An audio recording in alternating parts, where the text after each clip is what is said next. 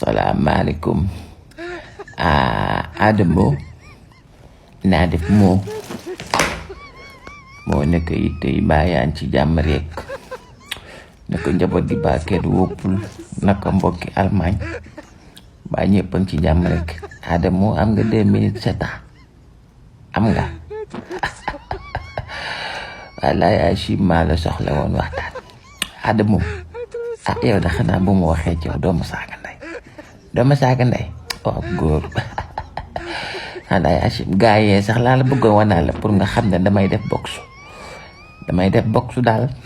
léegi Adamo wallaay Achim moo xorom rek Ada 2 minutes yi dama cee bëggoon a profité rek ngir wax la na réew mi daanaka loo fi bëgg a lijjanti loo fi bëgg a régler war nga koo mën a régler ndax toll nga ci réew mi foo xam ne di tubaab naan kii détient les informations détient le pouvoir loolu noonu la kay tubaab a ko wax tubaab da nee na mooy kenn ki détient la information détient le pouvoir te Adamo macha allah vous êtes très très très informé ça moom c'est clair ma laajoon benn question rek maanaam man mën la Adamo est-ce que yow boo xëyoon rek ci luy ci maanaam bàyyi saaga yi bàyyi wax ju ñaaw nga yaakaar ne sénégalais yi duñ la gën a bëgg non question la damay laaj rek wallaay Achim damay laaj rek Adamo li ngay saaga bëri na wallaay Achim li ngay saaga bëri na li ngay xaawi sutura it bëri na waaw man nag bokk naa ci ñi la njëkk a suivre ci Sénégal àndoon nag yow ci li nga doon def ndax jàppoon naa ne tànk yaa ngi ci réew mi ñaaw teef dina jeex waaye it je pense que vous pouvez faire ce que vous êtes en train de faire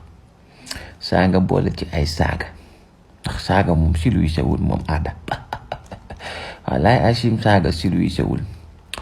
Adamo gis naa taxawaay bi nga taxaw ci wàllum nit ku war a gore nu mu war a mel nit ku war a am sutura nu mu war a mel nit ku war a am worma nu mu war a mel nit kuy sàmm kàddoom nu mu war a mel loolu nag mooy ay valeur ak ay principe te man gis naa ne loolu ngay xeex boo sañoon réew mi ku ci nekk da nga am ay valeurs yi gën principe yi gën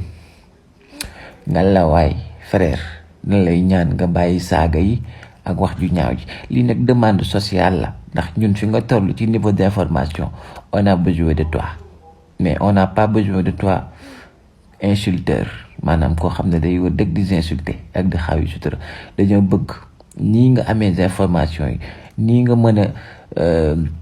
leerale mbir yi nga koy def tout le temps continuer di ko def ñu continuer di la suivre mais nag nga def ko ci yar ak teggin parce que am na mag ñoo xam ne soxla nañoo dégloo information yi ngay def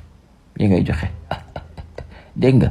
waaw góor Ada te nga jël ci garab yi yow tamit nag protéines yi jël ci ndax nga am as tuux ay Adama ndaw nga daal sa yee yi de moom